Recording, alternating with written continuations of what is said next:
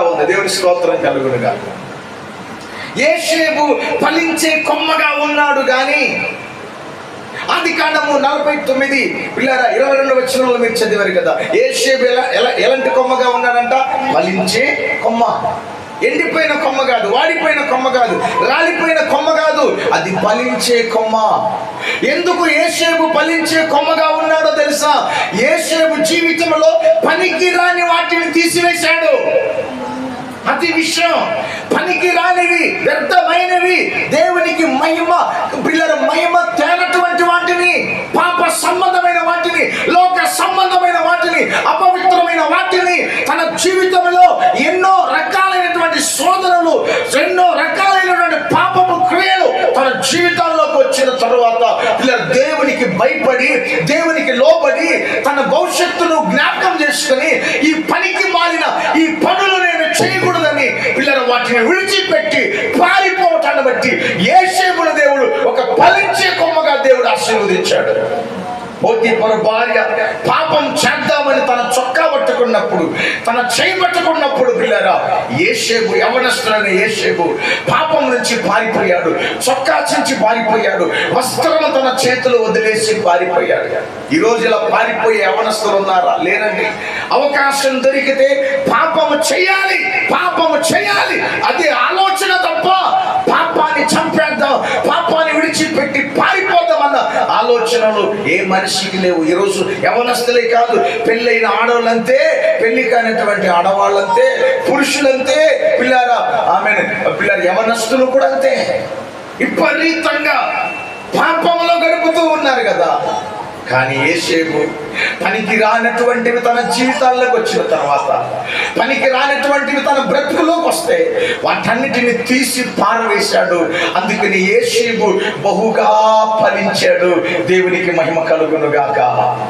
ఆ రోజు కనుక యేషేబు పాపం చేసి ఉంటే, తప్పు చేసి ఉంటే యేషేబు అంత బహుగా ఫలించేవాడు కాదు. దేవుని స్తోత్రం కలుగునుగాక. యేషేబు ఊట యొద్ద ఫలించేవాడు. ఊట, నీరు పరిశుద్ధతకు, పరిశుద్ధాత్మకు, దేవుని వాక్యానికి సాదృశ్యంగా ఉంది.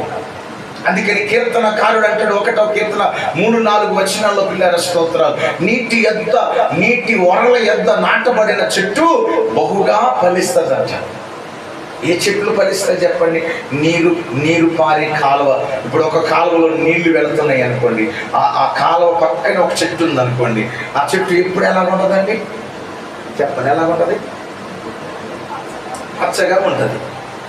ఒక కాలువ అన్ని ఎండాకాలం, వానాకాలం, చలికాలం, అన్ని కాలాల్లో ఆ కాలువలో నుంచి నీళ్లు వెళ్తున్నాయి అనుకోండి, ఆ పక్కన ఉన్నటువంటి చెట్లు ఎలాగ ఉంటాయి? ఎండాకాలంలో కూడా పచ్చగానే ఉంటాయి, వర్షాకాలంలో కూడా పచ్చగానే ఉంటాయి. ఎందుకు అంటే అది నీటి పక్కన నాటబడింది. మరి మన జీవితం పచ్చగా ఉండాలంటే ఏం చేయాలి తెలుసా? పరిశుద్ధతతో నాటబడాలి, అప్పుడు ఉంటాయి. ఈ నీటి ఊటని రాశాడు కదా. నీటి ఊట ఏంటంటే వీళ్ళ పరిశుద్ధత, పరిశుద్ధాత్ముడు, దేవుని వాక్యం, నీటి వాక్యానికి సాదృశ్యం కదా. కానీ ఎక్కడ నాటబడాలి?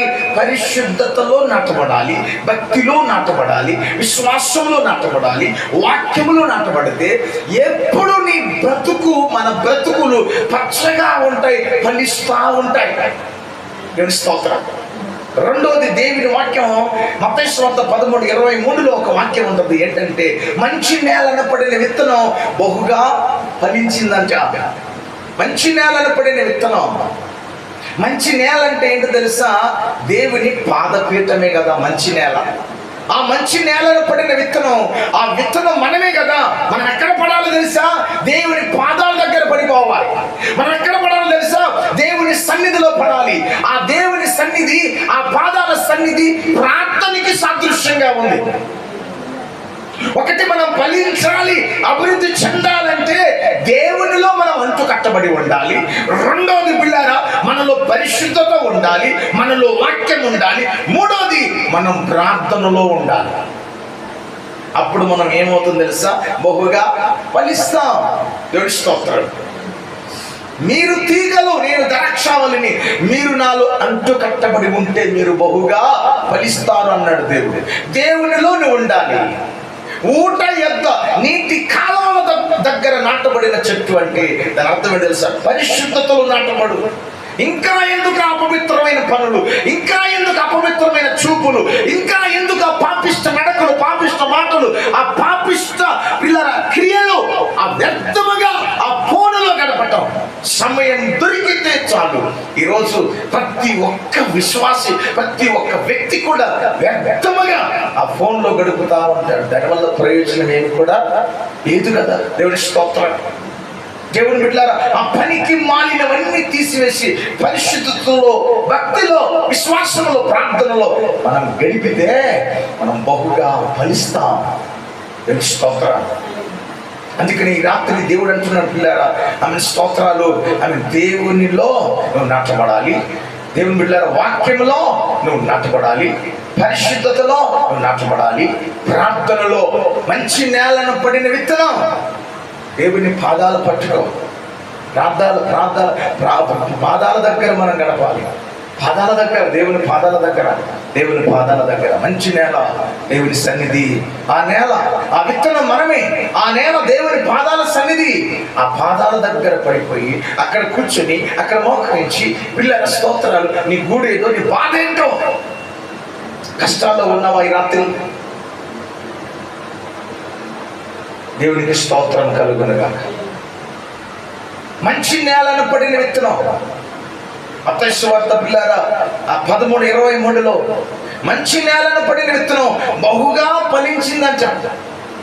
ఈ రాత్రి నేను అంటున్నా, నువ్వు కష్టాల్లో ఉన్నవేమో, నువ్వు సమస్యల్లో ఉన్నవేమో, నువ్వు ఇరుకుల్లో ఉన్నవేమో, అపవాది శోధనలో ఉన్నావేమో, ఆ మంచి నేల దేవుని